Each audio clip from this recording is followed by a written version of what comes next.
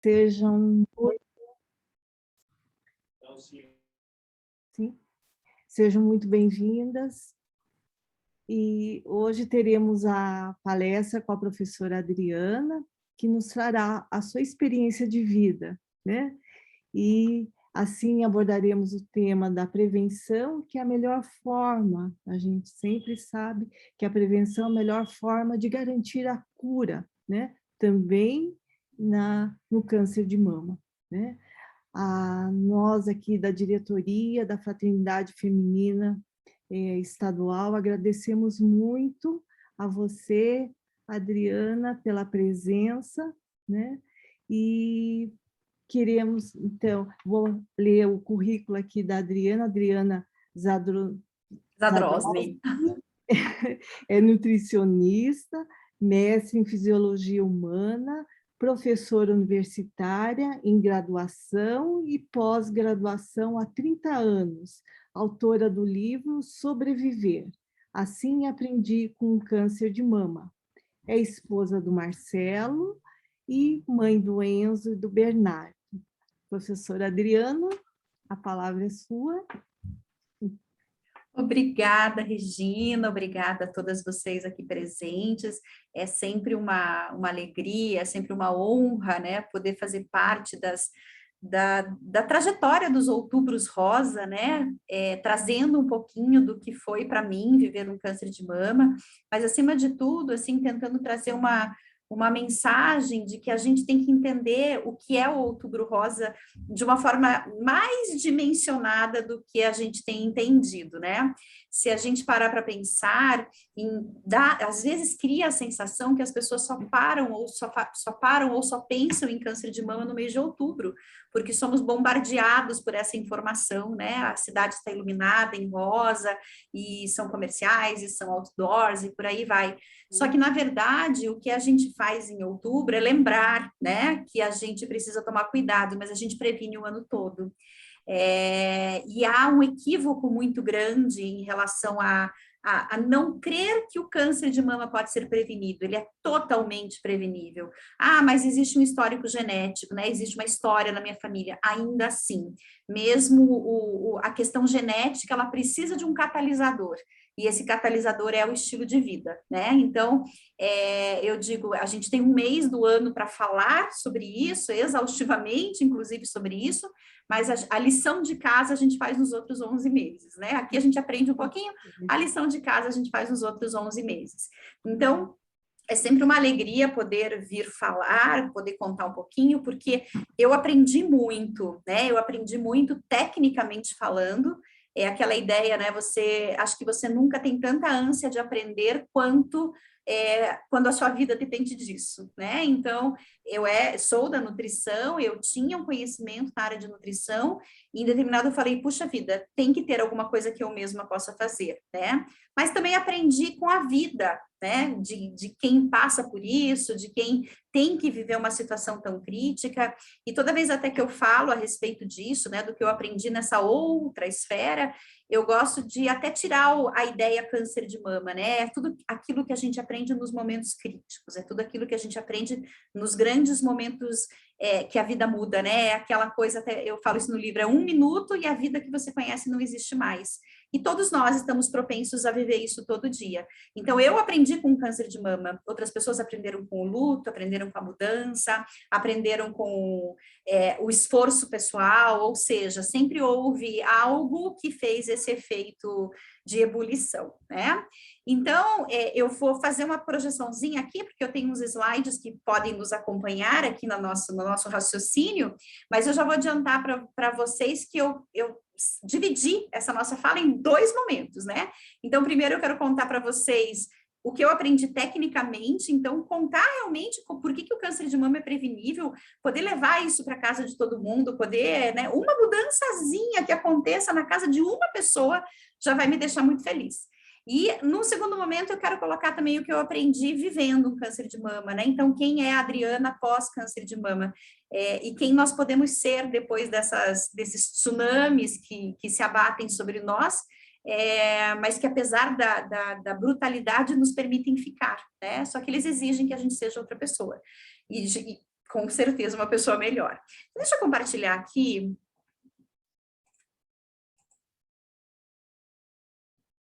Joia, vamos lá.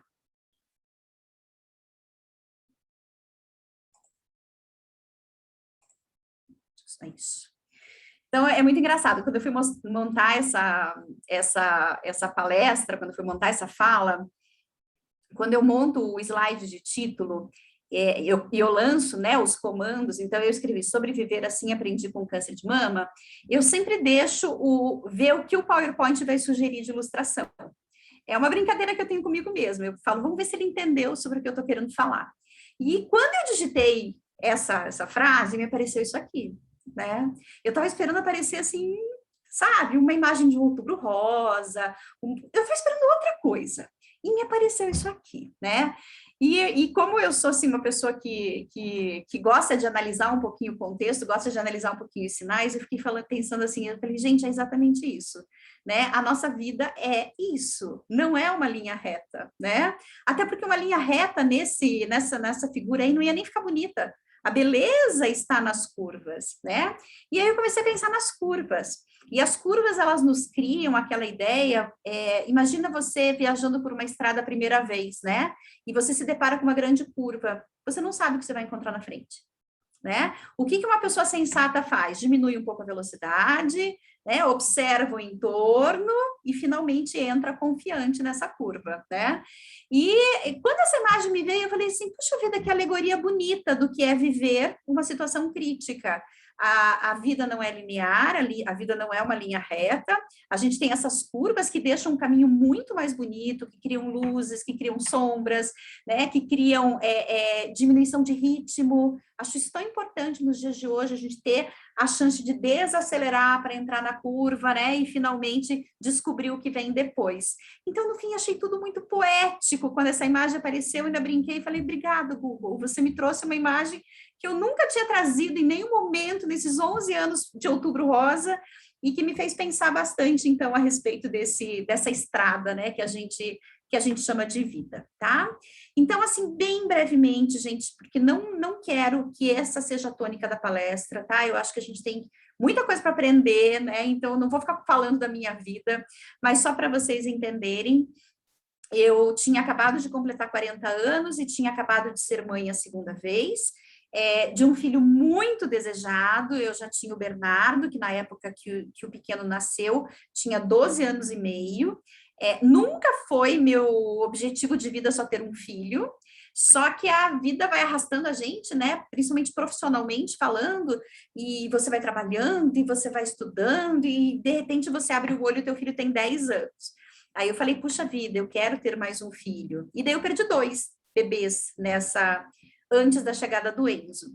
Então, isso é bacana para contextualizar o quanto esse bebê foi desejado, assim, o quanto ele não foi só um desencargo de consciência, vamos ter mais um. Ele foi um bebê muito desejado. E quando o Enzo tinha mais ou menos 9 meses, ele ainda mamava no peito, eu percebi na minha mama direita uma massa que era algo que eu não conhecia. A minha mama, ela parecia, assim, muito endurecida. Conversei com a minha médica na época, ela me disse que provavelmente era leite engurgitado, porque eu tinha tido muito problema na amamentação do Enzo, já era mais velha, né, o Bernardo tive mais jovenzinha, né, com o Enzo eu já tinha 40, então o organismo da gente vai ficando diferente, enfim, né, é natureza. E que eu não precisava me preocupar. Só que aquilo continuou a crescer, né, e eu estava, sim, preocupada. E pedi a ela que me prescrevesse exames para que eu pudesse ficar tranquila, então. Eu falo, olha, tudo bem, eu sei que você fala que não tem problema, mas eu queria realmente ficar tranquila. E quando eu fiz a mamografia e a eco de mama, eu já saí de lá com o BIRAD-5, né? O BIRAD-5 é a categorização para exames de imagens, que diz isso é um câncer, você só não tem confirmação por biópsia, né? É o padrão máximo que você vai ter numa mamografia, é um BIRAD-5. Claro, né, gente, ali foi o minuto que a minha vida não existia mais.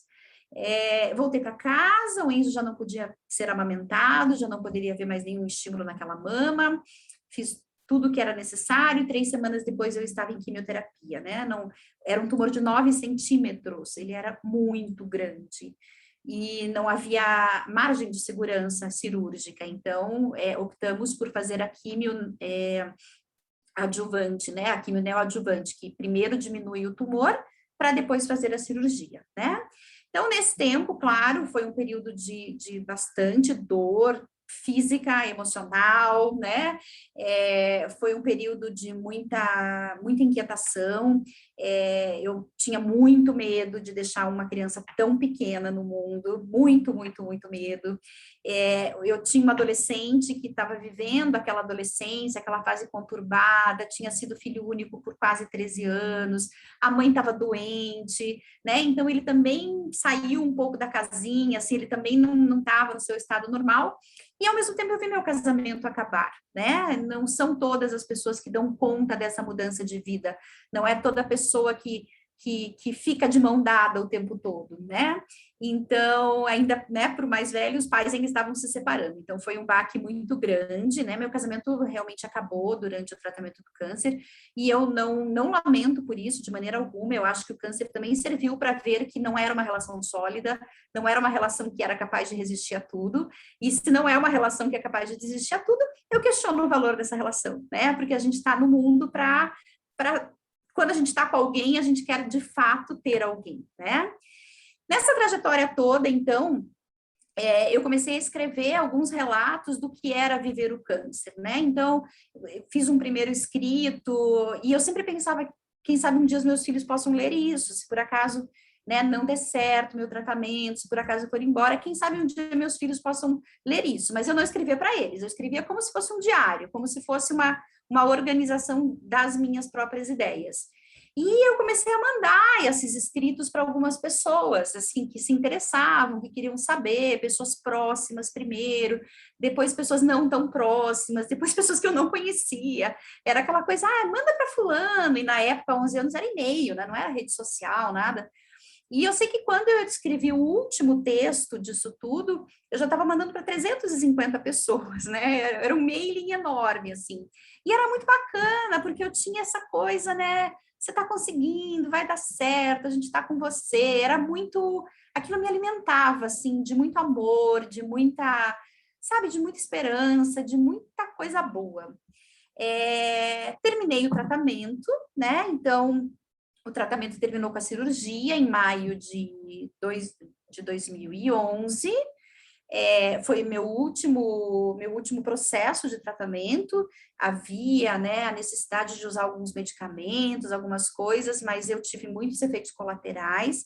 Entre eles, e o que eu acho mais grave, eu tive um processo depressivo. E quando eu percebi que era a medicação que estava me adoecendo, eu cheguei para o meu médico e falei, olha, doutor, eu dei conta de um câncer, né, criando um bebê, eu nunca deixei que outra pessoa trocasse uma fralda dele, eu trocava a fralda e vomitava, e não vai ser essa medicação que vai me derrubar agora, que eu preciso recomeçar a vida. Então, eu sempre digo que meu último tratamento aconteceu com a cirurgia, né? 5 anos depois... esses escritos todos geraram o livro, né, o Sobreviver, assim aprendi com câncer de mama. Eles são exatamente, o livro conta exatamente com os textos escritos na época, eu não mexi uma única vírgula, porque eu queria que tivesse exatamente o que eu passava na época, porque depois que, assim, deu certo, passou, a gente vive, parece uma névoa, né, não enxerga como foi de fato. Então, assim, uma das propostas de escrever o Sobreviver, a gente selecionou 7 textos, era contar exatamente como tinha sido, né? E aí, então, tem uma fotinho minha sem cabelo, com o Enzo pequenininho. O Bernardo não aparece, porque esse também é um acordo que eu tenho com ele não gosta dessa fase, e ele sempre pede que ele não quer aparecer quando eu falo. Então, eu super respeito isso, mas eu faço questão de dizer, porque senão parece que eu só tenho um filho, né? Às vezes as pessoas, mas só tem um? Não, eu tenho 2. E eles são imensamente amados, a ponto de eu respeitar totalmente a vontade do Bernardo de nunca aparecer nesta fase, ele não gosta, tá? Então, gente, com isso tudo, como eu falei no começo, eu aprendi muitas coisas, muitas coisas. E eu trabalho hoje com isso, né? Hoje eu faço atendimento a pacientes oncológicas, hoje eu ministro disciplinas de nutrição oncológica, eu trabalho em disciplinas, inclusive, de cuidados paliativos, né? Porque o câncer é uma doença que leva embora também, né? Então, assim, houve muito aprendizado. E assim, eu poderia falar, gente, de prevenção de câncer, sério, se vocês me dessem uma semana inteira, das 7 às 10, eu teria assunto para falar uma semana inteira das 7 às 10. Mas não é o caso. Então, assim, a primeira coisa que ficou muito clara para mim, e que existem estudos, assim, suficientes para dizer, assim, o quanto é necessário que a gente mude o nosso estilo de vida, tem a ver com prevenção primária, né? Então, alguns até chamam de prevenção primordial. O que significa isso? É aquilo que eu faço para não adoecer. O que a gente faz no Outubro Rosa é prevenção secundária. É tipo assim, vá fazer exame. Né? O Outubro Rosa, ele vai, se toque, faça a sua mamografia, né? Vá ao seu médico. Gente, isso é prevenção secundária, isso é diagnóstico precoce. Se tiver alguma coisa lá, você vai encontrar. Eu gosto de trabalhar com a prevenção primária, que é a prevenção que vai te impedir de adoecer. Porque essa é a única prevenção de fato, tá? Então, existem 4 pilares dentro do estilo de vida da prevenção de câncer, tá? Uma atividade física regular, sobretudo para câncer de mama, estudos importantes mostram que uma mulher que já tenha passado por câncer de mama, se ela se exercitar em torno de 6 horas por semana, tá? 6 horas por semana, dá menos de 1 hora por dia. Ela tem 50% menos chances de ter uma recidiva, né? Ter o câncer de volta. Gente, de cada 2 mulheres, uma não terá câncer de volta porque se movimenta. Isso é muita coisa. A alimentação, que eu vou entrar um pouquinho mais daqui a pouco, porque é a minha área, e eu acho assim que talvez seja o mais aplicável no nosso dia a dia, né? Essas pequenas mudanças. Manutenção do peso. O câncer de mama adora um sobrepeso. Ele está em casa num organismo obeso. Então, na medida que nós mantemos um peso corporal bacana, a gente está fazendo prevenção, a gente está fazendo proteção. E, finalmente, ter uma vida não tão estressada. Né? O estresse hoje é fator de risco para câncer, sim. Tá? Toda vez que a gente tem taxas elevadas do hormônio cortisol, nós estamos diminuindo nossa imunidade protetora do câncer. E isso também está super bem documentado. Além disso, tem o que a gente não deve fazer, né? Tem o que a gente deve e o que a gente não deve. Então, a gente não deveria ter uma sobrecarga emocional, e a vida moderna tem nos trazido essa sobrecarga emocional, a gente precisa aprender a lidar com ela, a gente precisa aprender qual é o nosso limite, qual é o momento de dizer que não, né? Qual é o momento de dar uma mudada na vida, a gente precisa aprender a reconhecer isso, porque senão a onda vai levando. O cigarro é um fator de risco, o cigarro, ele é um fator de risco em 3 pontos do câncer. Ele é um oncoiniciador, ou seja, ele pode ser um fator de início de câncer, ele é um oncopromotor, ou seja, ele permite que o câncer cresça, e ele é um oncoacelerador, ele faz com que cresça mais rápido que o normal. Então, assim, se a gente pensa no que é o cigarro, é um absurdo que você compre cigarro num mercado, numa banca de jornal. A gente discute tanta droga, tantas questões de drogas, e a gente está consumindo cigarro como se fosse água, né? Como se fosse uma coisa inofensiva. Porque na medida que qualquer um compra, em qualquer lugar, né? Ele cria essa expectativa de ser uma coisa muito liberada, uma coisa muito menos grave do que de fato é. Sol, né? O sol, ele não é crítico para câncer de mama, mas é para câncer de pele.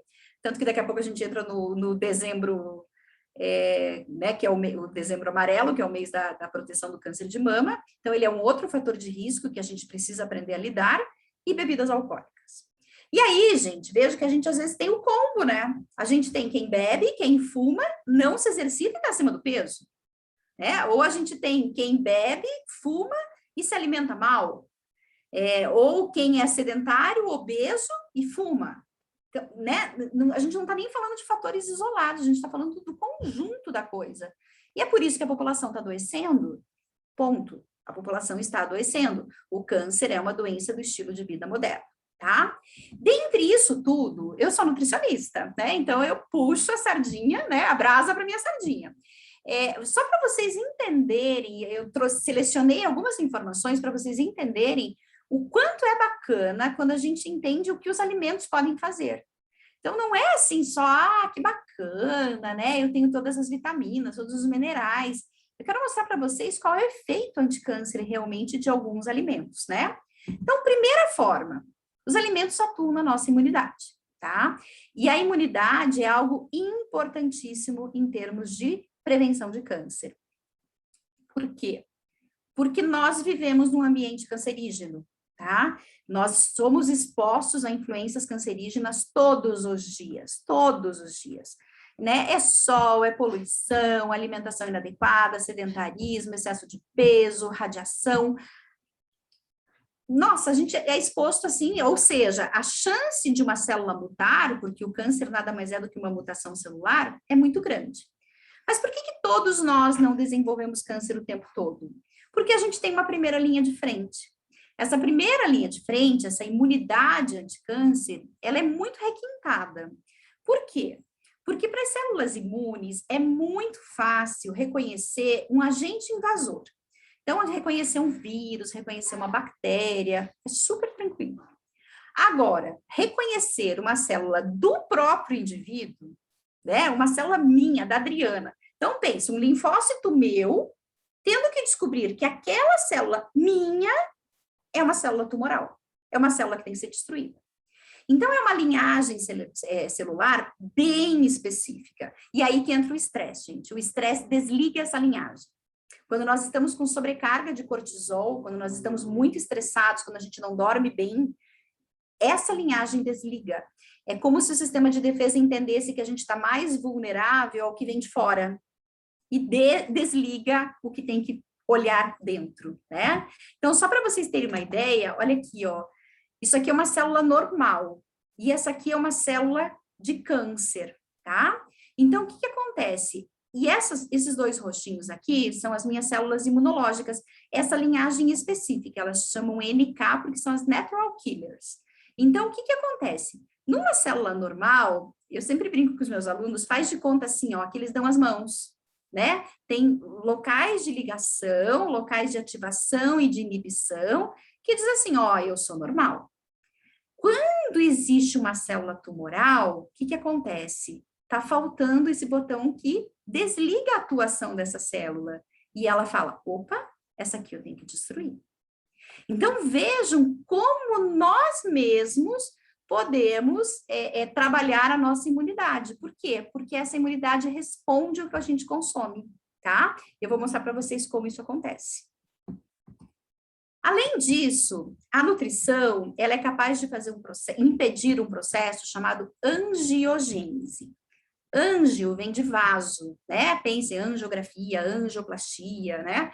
Vem de vaso. Gênese, geração. Então, o que acontece? O câncer, não basta que ele vá se multiplicando, ele precisa ter vasos sanguíneos para ele. Como é que ele vai se nutrir? Como é que ele vai crescer? Como é que ele vai ter força? Então, ele cria aqui toda uma química que faz com que os vasos, assim como se fosse uma planta, ó, cresçam em direção a ele e levem a ele os seus nutrientes. Existem alimentos que são anti-angiogênicos. Entre eles estão, por exemplo, canela, gengibre, curcumina, escravo. E se vocês pensarem, eu estou falando de especiarias. E quando eu falo de especiarias, a gente olha lá para a Índia e a gente vê que lá as pessoas não morrem de câncer. Elas morrem de doenças básicas, infecto-contagiosas, coisas que nós aqui no Ocidente já eliminamos há muito tempo. Eles vivem em condições extremas de pobreza, mas eles não morrem de câncer.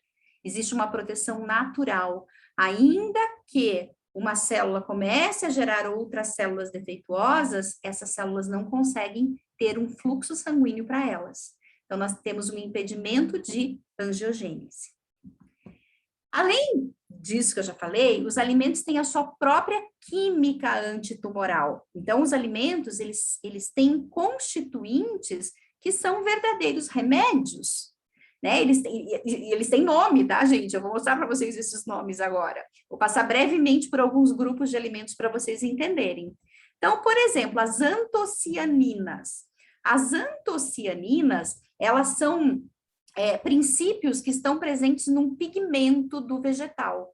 Então, as antocianinas, por exemplo, elas geralmente acontecem com mais frequência em alimentos roxos, né? Então, quando a gente fala assim, o vinho tinto é protetor, é uma antocianina que está ali, é o resveratrol, né? Uma antocianina que está ali. O morango, jabuticaba, ou seja, a gente começa a entender que existem alguns componentes do fruto que tem uma ação antitumoral. Então, até separei aqui essa imagem, ela está em inglês, mas vocês vão conseguir entender junto comigo, né? Então, olha só o que esses frutos, essas antocianinas conseguem fazer. Elas conseguem gerar apoptose. O que é apoptose? É quando uma célula nasce, ela faz como se fosse um checklist, para ver se está tudo certo com ela. Se não está, ela se mata, ela se suicida. A apoptose é chamada de suicídio celular. Então, quando a gente tem bons níveis de antocianina, nós ligamos os mecanismos de apoptose, ou seja, se uma célula for gerada errada, ela vai morrer na mesma hora. Ela é como se fosse ligada de uma maneira diferente. Eles diminuem fatores de crescimento do tumor, então o tumor simplesmente não consegue crescer. Eles diminuem processos de metástase, né, da célula migrar e ir para outro lugar e gerar um tumor novo em outro lugar. Eles diminuem a inflamação, porque o câncer adora um ambiente inflamado, por isso que eu digo que um câncer num ambiente obeso adora, o câncer no ambiente diabético adora, porque eles são organismos inflamados naturalmente, né, a doença cria um ambiente diferente, assim, é como se fosse uma casa e a luz está diferente, né? Esse é o processo de uma pessoa que tem diabetes, uma pessoa que é obesa. É como se a luz dentro de casa fosse diferente. Essa luz diferente é essa inflamação. E esses alimentos diminuem essa inflamação. E olha aqui, ó, acabei de falar para vocês, impede angiogênese, não deixa formar novos vasos para o tumor. Então, veja, o tumor entrando num ambiente assim, que tem uma carga de antocianinas diária, ele simplesmente não dá conta, né? Ele simplesmente não consegue. Um outro produto muito legal, se vocês me perguntassem assim, Adri, eu só vou mudar uma coisa na minha vida, eu só vou comer uma coisa diferente na minha vida, o que você diz para eu comer? Eu vou dizer repolho, brócolis e couve-flor, tá? Esse grupo de produtos que dá, assim, que fazem ou essa coisa do repolho, né, essas folhas todas enroladinhas, ou a florzinha do brócolis e do couve-flor, eles são um grupo de alimentos que a gente chama na nutrição de brássicas, né, eles pertencem a um grupo de alimentos chamado de brássica. Mas o que acontece? Eles têm, na sua composição, um anelzinho de enxofre, tá? Por isso que quando a gente solta pum, é muito fedido, né? Porque as nossas bactérias intestinais quebram esse enxofre e aí vocês já sabem o que acontece, né? Quem já começou a dar... Tatiana, você que tem um bebê pequeno ali que já deve ter dado brócolis para o teu bebê, você sabe o que é a fralda dele, né? Não preciso nem dizer. E é justamente esse componente, que a gente chama de sulfurafano, tá? Que tem um poder, então, antioxidante, anticâncer, anti-inflamatório, né, anti-envelhecimento, neuroprotetor, antidiabético, tá? Se a gente for olhar aqui os mecanismos no câncer em si, né, quem estuda bioquímica fica assim assustado. Olha que ele aumenta a apoptose, que é o suicídio celular, ele diminui a atividade protumoral, ele faz detoxificação, ele faz assim milhares de coisas. Existem alimentos que são próprios para alguns tipos de câncer. Então, por exemplo, o licopeno do tomate é do câncer de próstata. A salsinha é do câncer de mama. A cebola é do câncer de pulmão. O brócolis, repolho roxo, couve-flor, são de todos. Todos os tumores respondem a esse componente. Então, assim, gente, brócolis, né? Não é assim colher uma folha rosa na lua cheia, né, no monte do Himalaia. Não é isso, gente. É uma coisa que está ali na verdureira todo santo dia, tá? Um outro grupo de alimentos que nos ajuda muito na prevenção do câncer é o grupo dos ômega 3, né, que é uma gordura essencial, ou seja, Uma gordura essencial é aquela que a gente não produz, que tem que vir da dieta. E olha só o que o ômega 3 faz. Ele diminui o crescimento do tumor, ele promove uma imunidade anticâncer, então ele liga aquelas células que nos ajudam no câncer, ele reduz as células iniciais de um tumor, então a própria mutação celular está inibida, ele induz o suicídio celular, a apoptose, e ele inibe metástase. Onde está o ômega 3? O ômega 3 está em sardinha, atum, linhaça, a própria suplementação, né? Peixes de água fria, enfim, ele é algo assim que aparece com bastante frequência, com bastante possibilidade no nosso dia a dia. Vitamina D, eu falo sempre de vitamina D, gente, porque quem mora em Curitiba tem hipovitaminose D. A menos que a pessoa seja muito cuidadosa com esse aspecto, a gente tem hipovitaminose D. Primeiro, porque nós não moramos numa cidade ensolarada, tá? E segundo, porque o curitibano adora, a gente estava falando sobre isso agorinha, adora ficar dentro de casa. A gente ama o nosso canto, a gente ama dar aula online, a gente ama não sair de casa, né? Então, isso também é um comportamento que emocionalmente pode ser saudável, gostoso, mas fisicamente está nos expondo menos, muito menos, né? Vejam esse dado aqui, né? A proporção estimada de cânceres que podem ser prevenidos com níveis de vitamina D adequados, tá? Então, de 39% a 75% de todos os cânceres podem ser inibidos se a vitamina D estiver em dia, estiver em ordem no organismo. 20% a 30% dos linfomas não Hodgkins, 50% a 67% dos cânceres renais, 50% de câncer de colo de útero, de câncer de endométrio, né? 20% de ovário, e olha aqui, ó, 50% a 67% dos casos de câncer de mama. Ah, mas é a genética. Gente, às vezes a gente não está tomando sol. Sol, claro, né, com moderação. Lembre que o sol pode ser fator de risco quando é exagero, né?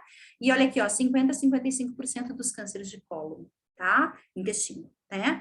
Então, a gente precisa repensar a vitamina D. E a vitamina D, a fonte é o sol.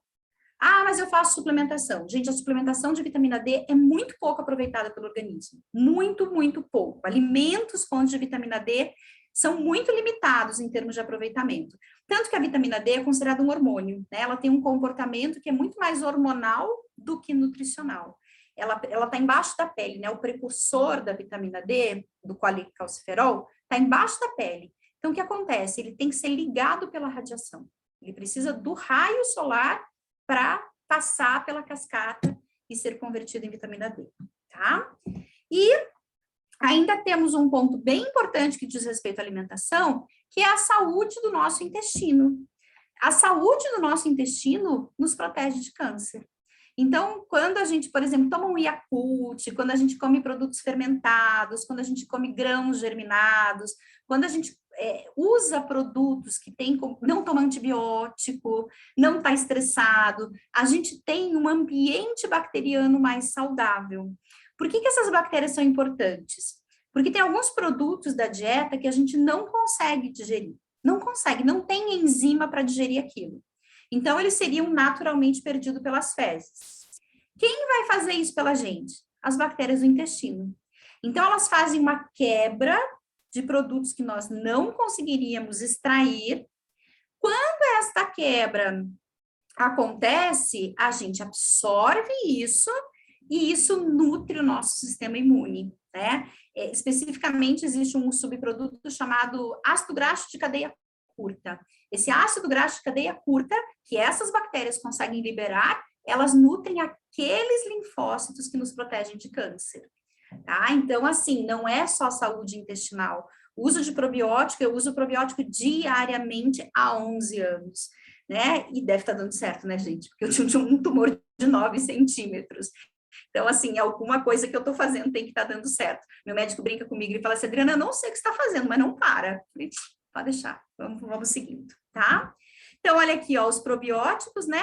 Eles diminuem a proliferação, melhoram a resposta apoptótica, né? As células se suicidam, eles fazem a modulação do sistema imune, eles diminuem, eles destroem algumas proteínas do câncer, algumas enzimas do câncer, eles criam ação antioxidante e, finalmente, eles nos protegem de câncer, né? Então, o uso de probiótico é uma coisa muito bacana. Obesidade. Gente, eu não vou nem entrar nesse mérito, tá? Mas, assim, estar acima do peso é talvez um dos fatores de risco mais importantes para nós mulheres, porque estar acima do peso significa que os nossos hormônios estão sendo liberados de forma errada, tá? Os hormônios sexuais, o estrogênio é um hormônio derivado de gordura. Então, se eu tenho um padrão de gordura maior no meu corpo, a chance de eu estar produzindo mais estrogênio do que devo é muito grande. E o câncer de mama, ele pode ser estrogênio dependente, ele pode ser formado a partir de um bombardeio de estrogênio, tá? Literatura não falta a respeito disso, né? O impacto global da obesidade do câncer, né? Então, os dois caminhos de mão dada, qual é o metabolismo do câncer no quadro de obesidade, o papel do tecido adiposo no câncer. Então, assim, quanto a isso, não tem dúvida, né? Não há controvérsia. Sim, estar acima do peso é um enorme e crítico fator de risco, tá? Os alimentos também podem ter efeito desestressor. E isso é uma outra coisa interessante. A gente começa a estudar alimentação para quadros de ansiedade, para quadros de depressão. Então, que nutriente que entra, qual que sai, por que que entra, por que que sai. Existe um estudo muito legal no Japão, em 2004, que mostra que... E esse tem a ver com probióticos, que a gente acabou de falar agorinha, que ratos que nunca tiveram bactérias no seu intestino produziam 2 vezes mais cortisol. Então, vamos pensar, gente, se, né, o cortisol é o hormônio do estresse. Então, vamos pensar, se o meu intestino está ok, a chance de eu me estressar menos é maior, né? Ou seja, eu estou me protegendo na medida que eu melhoro minha condição intestinal, em que eu uso alimentos mais saudáveis, que eu uso alimentos menos inflamatórios, né? Então, gente, uma série de literatura também fala disso, né? Os nutrientes e o manejo do estresse, né? O câncer de próstata e o cortisol alto, o nível de cortisol em pacientes com câncer de cavidade oral, de boca, cortisol e humor. Olha só, né? Você estar sempre bravo, sempre nervoso, sempre agitado, sempre impaciente, isso tem impacto também na proliferação celular. O cortisol e o câncer de mama, né? Evidências moleculares. Olha que sono, a qualidade do sono relacionado com câncer de próstata. Então, tem muito estudo falando que sim, a gente precisa reduzir os níveis de cortisol. Se um dia vocês quiserem, eu tenho uma palestra só sobre isso, tá? Os alimentos e a felicidade, a bioquímica da felicidade, que eu gosto muito, é uma palestra xodozinha minha, porque fala de como a gente deve se alimentar, tá? E o câncer ainda faz esse controle inflamatório, que eu falei para vocês, né? Que obesidade, diabetes, todas são doenças que contam com um organismo inflamado, com uma luz ruim, né? Com um ambiente que não é bacana, tá? Então, o que acontece, né? Quando a gente tem um estado saudável, tá? A gente tem uma proteção. O que é esse estado saudável? Consumir ômega 3, por exemplo, praticar uma dieta saudável, atividade física, ter um peso bacana, eu tenho um metabolismo adequado. Quando que eu entro num processo inflamatório? Quando eu não estou recebendo ômega 3 como eu deveria, a gente diz que a balança pende para um outro tipo de gordura. Quando eu não tenho uma dieta saudável, quando eu não sou ativo fisicamente, quando eu ganho peso, eu me torno inflamado. E olha aqui, além de câncer, eu passo a ter outras doenças associadas à obesidade, tá? Então, desinflamar tem a ver também com prevenir a obesidade. Como nutricionista, eu vejo tristemente que as pessoas conduzem perda de peso basicamente com dieta. E hoje a gente sabe que se você corrige a inflamação dessa pessoa, estresse, inatividade física, ela vai emagrecer naturalmente, sem precisar tirar nada, né? Claro, só que não é saudável, obviamente.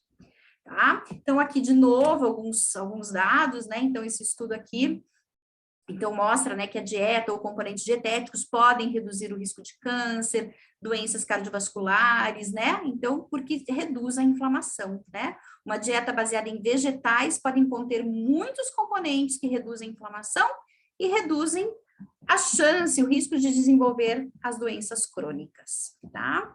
Então, assim, gente, estou passando aqui bem rapidinho, isso aqui daria horas e horas e horas de conversa, né? Dentro do que a gente tem hoje, então, de alimentação anti-câncer, reconhecido pela literatura, falei para vocês já das brássicas, né? Então, brócolis, repolho, couve-flor, pelo sulforafano, né? Aquela moléculazinha de enxofre que é protetora, ampliar o consumo de peixe pelas fontes de ômega 3, mas também por ser uma carne de mais fácil digestão, uma carne que tem uma tendência a ter menos toxinas, que é a carne vermelha. A carne vermelha ela é classificada como um promotor de câncer, né? A carne vermelha só a carne vermelha ela é uma provável causa de câncer. E a carne processada, bacon, presunto, né? Eles são comprovadamente indutores de câncer. A carne processada está no mesmo grupo do amianto e do cigarro, dentro da classificação internacional, tá? Falei das especiarias, então, curcumina, gengibre, canela, né? Os grãos, os feijões, tá? Então, feijão, ervilha, lentilha, soja, grão de bico, tudo aquilo que dá em vagem, tá? Tem efeito protetor. O sol, pela vitamina D, chocolate amargo, alguns componentes do cacau têm ação anticâncer, tem uma química antitumoral, os cogumelos, eu digo sempre, os cogumelos são grandes colônias de fungos, né? Tenta matar um fungo para você ver o que acontece. Os fungos vão ganhar terra, né, se a gente descuidar. Então, ele tem uma química que pode ser fornecida ao organismo. Probióticos, né, iogurte, Yakult, cebola, temperos frescos. Tem vários estudos que mostram que os temperos frescos, os óleos essenciais dos temperos frescos podem produzir um efeito tão anticâncer quanto algumas medicações. Tem um estudo com ratos com leucemia, que mostram que os ratos que foram alimentados com temperos frescos e os que usavam o medicamento de referência tiveram o mesmo resultado. Então, vejo, né? Sem todos os efeitos colaterais da medicação, tá? Oleaginosas, né? Nozes, castanhas, avelãs, grãos integrais, chia, gergelim, né? Todos aqueles grãozinhos. E algumas questões de comportamento, né? Reduzir o estresse, tentar dormir bem, ser ativo fisicamente e não fumar. Né? Então, essa aqui, como eu falei para vocês, isso aqui inteiro é uma pós-graduação, né? Mas dá para a gente ter uma ideia do que a gente pode fazer no dia a dia para prevenir câncer, tá? Então, capa da Time, né? Mostrando que a cura do câncer provavelmente passa obrigatoriamente pelas escolhas alimentares, sobretudo em questão de prevenção, tá? Porém, né, não foi só isso que eu aprendi vivendo um câncer. E como eu me propus, até dentro da ideia do livro, né, assim aprendi com o câncer de mama, eu queria trazer algumas reflexões para vocês. Só que agora eu queria que vocês esquecessem o assunto câncer, tá? Eu falo câncer porque foi o meu desafio, mas eu queria que vocês pensassem qual é o seu desafio, tá? Porque todos nós temos um desafio, tá? Ou já vivemos um desafio, ou temos medo de enfrentar esse desafio, né? Ou sabemos que mais cedo ou mais tarde ele vai bater na nossa porta. Então, vamos pensar esqueçam a palavra câncer, vamos pensar no desafio de cada um, o que a gente pode aprender em relação a isso, tá? Primeiro lugar, gente, cada um é cada um, né? Não dá para a gente esperar o mesmo grau de esperança, o mesmo comprometimento, o mesmo conhecimento, a mesma alegria. Cada um vai viver o seu processo dentro das informações que adquiriu ao longo da vida, né? Então, a gente entender que isso é importante faz com que a gente se relacione diferentemente com as pessoas que estão vivendo aquilo, né? Então, eu às vezes vejo assim, as pessoas, né? Eu convivo muito com pacientes oncológicos, aí alguém fala assim, ai, Adriana, fala que ela tem que ser mais otimista, fala que ela tem que pensar positivo. Gente, ela tem que ser mais otimista, tem que pensar positivo, mas isso tem que vir dela. Essa chama tem que ser acesa internamente. Quando a gente está cobrando alguém, quando a gente está dizendo a alguém o que tem que fazer, a gente só aumenta a angústia dessa pessoa, porque geralmente ela não vai conseguir fazer isso sozinha, né? Então, o nosso papel é entender este ser único e entender de que forma nós podemos ajudar aquele ser único. Não adianta eu querer que ele seja o que eu fui, né? Não adianta eu querer que ele seja o que Dona Maria, o que seu José foram, porque ela tem a própria bagagem dela. Então, acho que isso é uma questão de respeito, né? A gente tem que saber com quem a gente está falando, com quem a gente está lidando, né? E também se posicionar de uma forma única, né? Eu sei que todo mundo acha isso, mas eu estou vivendo dessa maneira. Eu escolhi passar por isso dessa maneira, tá? Uma outra coisa, assim, que talvez tenha sido a coisa mais importante, a gente tem que ter na cabeça que não há injustiça em nenhum processo, tá? Ou é consequência, ou é missão. Ponto. Ou é consequência no sentido assim, eu fiz tudo errado, como é que eu vou querer colher uma coisa boa tendo feito tudo errado, né? Ou é missão. Por algum motivo, a gente precisa passar por aquilo, para ser melhor, para entender uma coisa que a alegria não traz. Eu sempre digo que o meu casamento acabou porque ele era um casamento sustentado pela alegria. O que eu estou querendo dizer com isso? Se vocês imaginarem um bolo, tinha um monte de recheio, um monte de cobertura. Só que teve uma hora que eu precisei da massa. Entendeu? E ele não tinha massa. Não tinha, né? Então, quando eu digo hoje, assim, que eu não lamento, eu não fico triste, eu nunca fiquei, eu sempre entendi que era parte daquele processo, eu entendo que talvez fosse isso que o câncer quisesse me mostrar.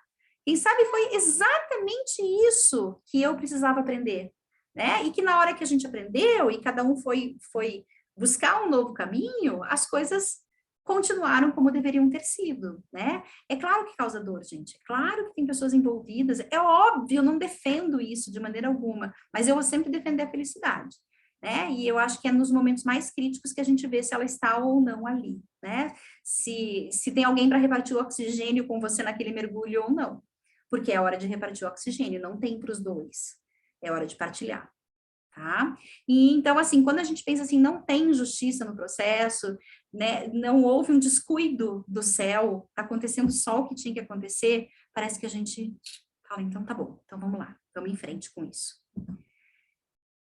Um outro ponto que eu acho importante, isso é muito para quem trabalha com pacientes oncológicos, é que a gente precisa exercitar a empatia, e a empatia é diferente de pena. A pena, ela nos coloca, quando a gente tem pena de alguém, ela nos coloca num nível muito superior. Ela nos coloca num nível muito dolorido para quem está nos enxergando. É aquela coisa assim, aquele olhar assim, puxa, coitado de você, que dó, tão nova, né? Aquele olhar assim, as pessoas me olhavam assim, sabe? Eu lia todo o discurso só naqueles olhares. E havia outras pessoas que me olhavam com um olhar que depois eu entendi que era um olhar empático, que era assim, ó, Adri, eu não sei o que você está passando, mas eu tô aqui. Vocês entendem a diferença? Não é assim, coitada, um filho pequeno, olha só, que dó. Não, é assim, Adri, eu não sei o que você está passando, porque eu não tô vestindo o teu sapato, mas eu tô aqui. É muito diferente. A gente tem outro tipo de mensagem, a gente tem outro tipo de, sabe, parece que a gente não tá mais sozinho, né? Parece que a gente tem realmente o outro. Então, o outro não precisa saber o que você tá passando. Na verdade, ninguém nunca vai saber. Porque eu falei pelo primeiro, né? No primeiro, cada um é único. A gente nunca sabe o que é o desafio para quem está enfrentando, porque a gente só tem a própria referência. Várias vezes eu falei assim, várias vezes eu ouvi assim, nossa, se fosse eu, não dava conta. Eu falei, claro que dava. Como é que você já viveu isso para dizer que não dá conta?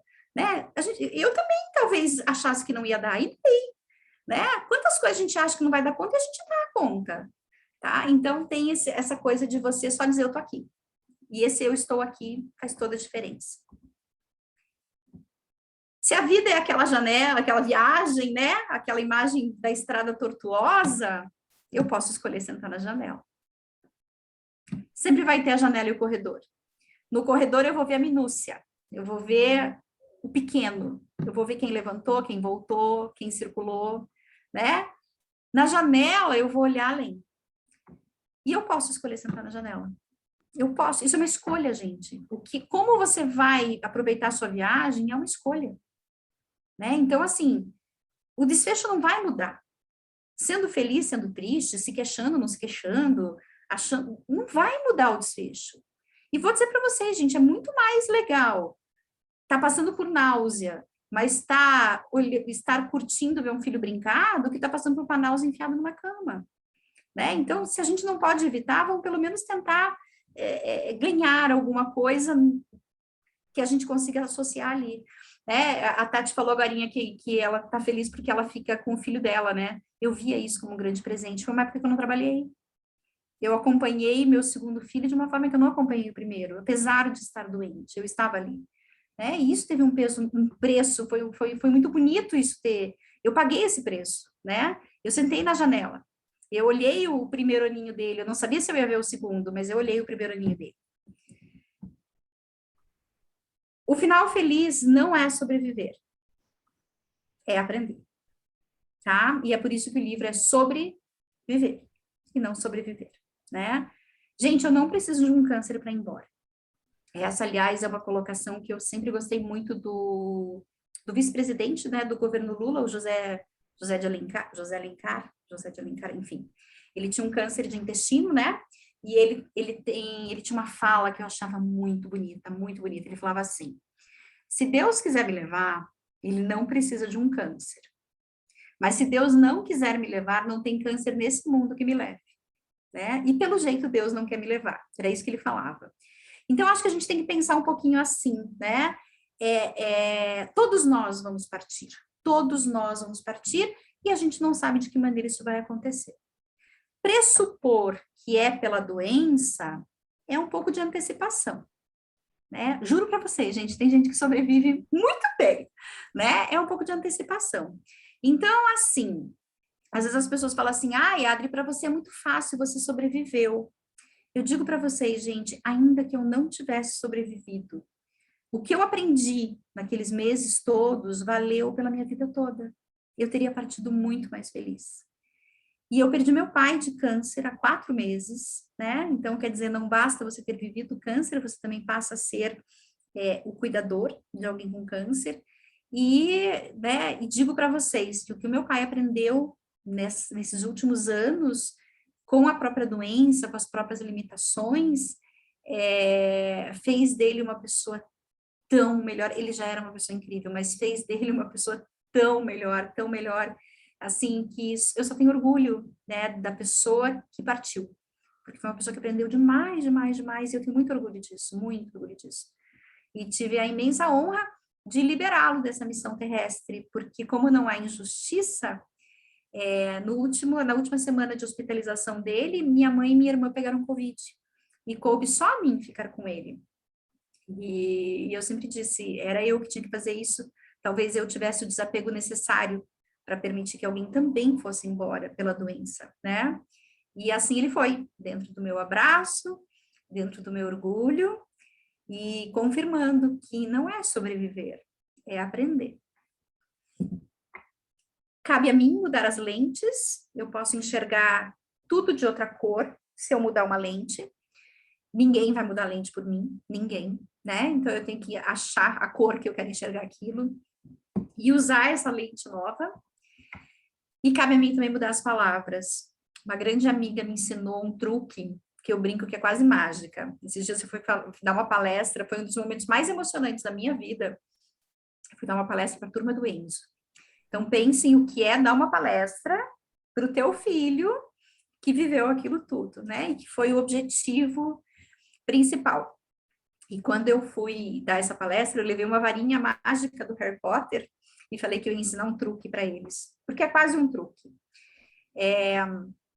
Eu posso dizer, eu tenho que viver isso, eu tenho que passar por uma cirurgia, eu tenho que cuidar do meu pai, tenho que ficar sem dinheiro, ou eu posso dizer, eu tenho a oportunidade de passar por isso, eu tenho a oportunidade de viver isso, eu tenho a oportunidade de cuidar do meu pai, eu tenho a oportunidade de ficar sem dinheiro e me reinventar, né? Às vezes a vida passa a rasteira que a gente precisa, então quando a gente muda a palavrinha, eu tenho o quê? Por eu tenho a oportunidade de, como mágica, você vê que aquilo é presente, que aquilo não é dor, aquilo é presente.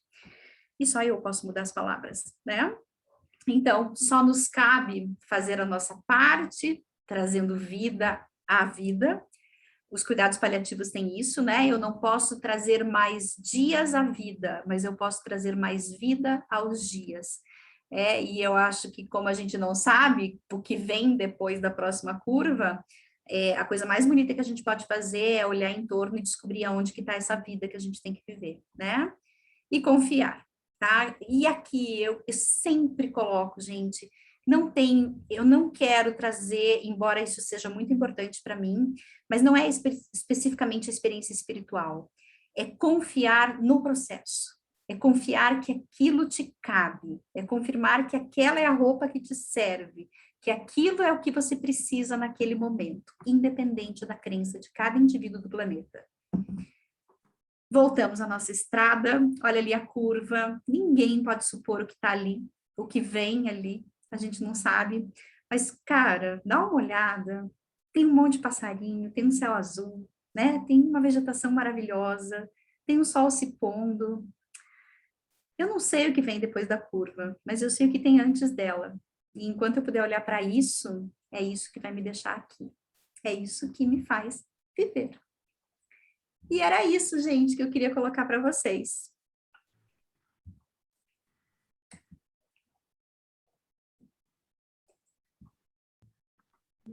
Muito obrigada, Adriana. Obrigada. Imagina. Gratidão. Eu sempre agradeço, eu sempre saio transformada nesses momentos. Muito obrigada mesmo por compartilhar, dividir toda a tua vivência, toda a tua experiência, né, de vida, de luta. Nós só somos gratas, né, muito, muito gratas, né, por Obrigada nos a vocês. ensinar. É uma teia que a gente vai formando, né? E eu gosto de teias. Eu acho teias algo forte, importante, né? E que se dimensiona de uma maneira tão bonita. Obrigada a vocês pelo convite. Obrigada. Alguém tem alguma pergunta? Vamos às perguntas. Eu quero saber quando que a gente vai ter a bioquímica da felicidade, que eu já anotei aqui. Agendem e me chamem. Tá prontinha a aula, isso é bem rapidinho, é bem legal. Ela chama Bases Nutricionais, Fisiológicas e Bioquímicas da Felicidade. Então, assim, é muito legal, assim, fala também do sono, sabe? Não só dos alimentos, eu gosto bastante. A gente faz isso sim, vamos combinar. Vamos combinar. Eu também queria saber, você atende como nutricionista? Atendo. Ah, Não é a minha atividade principal. A minha atividade principal é a docência. Mas eu tenho sempre os pacientinhos que eu estou acompanhando e é algo que eu sinto que faz parte da missão, entendeu? Eu preciso atender esses pacientes. Então, até a forma de eu não esquecer, né, que esse universo existe e que ele precisa ser olhado com carinho. Atendo sim. Eu não tenho mais perguntas, mas eu quero agradecer e dizer que no começo da palestra eu estava pensando assim, ai, que pena para a palestra que só tem poucas pessoas, mas agora eu estou pensando, nossa, que pena para as que não estavam aqui. De verdade, a gente vai mandar para elas, porque realmente foi assim, todo mundo tem que escutar o que você falou aqui. Que bom. É bem isso. Muito bom. Eu acredito que esteve quem tinha que estar, né? Também tem isso, né? Então... E nós gravamos, Adri, e será divulgado também, claro, no YouTube e também na TV do GOB aqui do Paraná, se você permitir, claro, né? Fiquem à vontade, fiquem à vontade. E daí as meninas também que não puderem estar presentes, né, poderão assistir, e foi muito importante toda a tua fala, a tua experiência, também teus ensinamentos, né? Em relação à nutrição, né? Então, isso nós vamos também, né, pedir para que as meninas, né, divulgar também ali nos grupos, né, que elas também tenham oportunidade também de assistir, né, a tua palestra. Obrigada, não, fiquem bem à vontade, podem usar o material, sim. Tá bom, muito obrigada. Jana? Eu estou sem palavras. Ah. Sem palavras. Olha, ela falou coisas que eu nunca tinha ouvido e que eu não podia imaginar. Sabe, o conhecimento foi assim, o aprendizado que vem desse conhecimento da Adriana, para mim foi muito rico. Obrigada. E realmente Jana. a gente tem que divulgar mesmo. Muito obrigada. Muito obrigada, eu que agradeço. Obrigada, Lia, vi tua mensagenzinha ali também no chat. Obrigada, Tati. Tati, muito obrigada também. Tati, foi a Tati que hoje foi a fada madrinha, né? Eu que agradeço, nossa, foi uma reciclagem, assim, é uma coisa que eu gosto muito, né, que eu também vivi com a minha mãe, né, que teve um câncer, só que ela veio a falecer, né, já há 11 anos, então, assim, eu sempre gostei, assim, né, dessa área da nutrição, eu acho muito importante a gente, né, falar sobre isso, né, as pessoas hoje não entendem, não vê a importância da alimentação hoje em dia, né, então eu acho muito bacana, né, o pessoal só pensa em dietas, e esquece realmente de comer bem, né, se alimentar bem. Então, eu acho muito importante, nossa, foi uma reciclagem, né, coisas novas também, né, não estou muito nessa área, assim, mas olha, Adri, nossa, valeu a noite. Obrigada. Estou muito feliz também. Então... Que pena que acabou. Pena que acabou. A gente mas marca de novo. Nós vamos marcar né, a nova sobre a bioquímica da felicidade, com certeza, Adi. Tá joia, vamos fazer sim. Então, nós só temos a agradecer, gratidão, né, por todos os teus ensinamentos, por todas as tuas palavras, né, e que Deus continue nos abençoando muito para que a gente consiga, né, seguir os nossos caminhos e cada vez melhores, mais felizes, com mais saúde, né, e a prevenção, o cuidado, a gente sabe que é muito importante, é o que faz realmente a diferença, né, em cada um de nós, né, a saúde mental, física, emocional, né, gratidão. Eu sempre digo que o Outubro Rosa é a nossa grande prova, né, a gente tem que se preparar o ano todo para ir bem, né, é mais ou menos essa a ideia, para a gente tirar o notão. Então, essa tem que ficar a mensagem do Outubro Rosa, né? Ele é o nosso momento de fazer a prova. E se a gente estudou o ano todo, tem tudo para dar certo. Isso mesmo. E acredito que um dia a gente ainda vai diminuir, assim, os níveis de câncer, confiando um pouquinho mais que o corpo, ele não precisa só de remédio, não, ele precisa de muita coisa. O Hipócrates já sabia disso, né, 400 anos antes de Cristo, e ainda tem gente que duvida disso. Muito obrigada. Imagina, gente, um bom final de semana, bom feriado. Estou por aqui a hora que vocês precisarem, tá? Obrigada, Adriana. Boa noite. Boa noite. Tchau, gente. Tchau, boa noite. Muito obrigada. Tchau, Tati. Obrigada. Tchau, boa noite a todos. Obrigada, bom feriado. Fique com Deus. Vamos dar um sorriso para tirar um print aqui? Aí, muito obrigada, gente. Depois me passa, Regina. Passo sim. Tá Obrigada. bom, tchau, tchau. Tchau.